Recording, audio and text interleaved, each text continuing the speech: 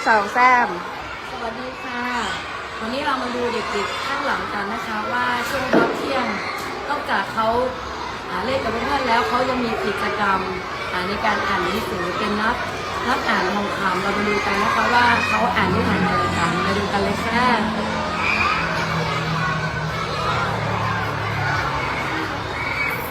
ว้าวเด็กๆทำอะไรกันคะอ่านนิทานเหรออุ้ยน่ารักจังเลยปัญหาคนนี้ก่อนวันละอ่านนิทานอะไรคะอ่านนิทานเรื่องอะไรลูกอะไรนะอะไรนะคะอ๋อเทวดากับคนตัดไม้สนุกไหมคะเรื่องนี้สนุกนะเรื่องนี้มีใครเป็นตัวละครบ้างคะเด็กๆเทวดากับคนตัดต้นไม้นิทานเรื่องนี้สอนอะไรให้กับน้องๆบ้างคะเขาสอนเรื่องอะไรให้กับเราบ้างสอนเรื่องอะไรลูกสอนเรื่องอะไรนะอะไรนะคะอ๋อให้ซื่อสัตย์ให้เรารู้จักมีคือคนซื่อสัตย์ซื่อตรงกับคำพูดใช่ไหมคะว้าววันจันทร์เรามาอีกนะวันจันทร์มาอีกไหมอ่านไหมคะสนุกไหมคะสนุกเนาะได้ความรู้ด้วยใช่ไหมโอเคขอบคุณมากค่ะ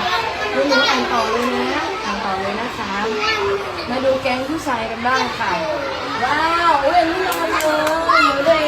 นน่ารักจังเลยเรามาดูกันโอเคหมูเด่นอ่านนิทานเรื่องอะไรอะคะ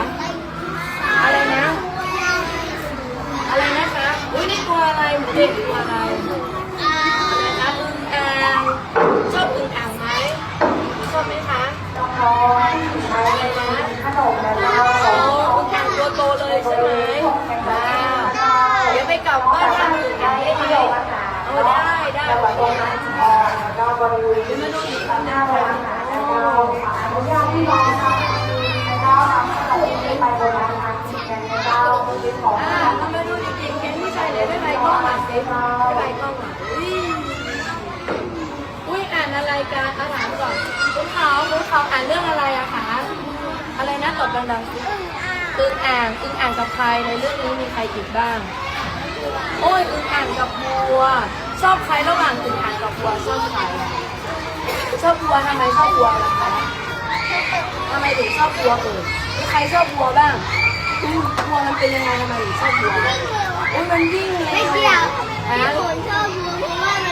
มันมีทั้งเนื้อมันมีทั้งนมไม่เกี่ยวว้าวมันกินได้ทั้งเนื้อกินได้ทั้งนมใช่ไหมแล้วอื่นคุณก็กินได้ด้วยเหรอใช่บ้านใครมีอื่นช่วงนี้ที่บ้านอื่นมีไหม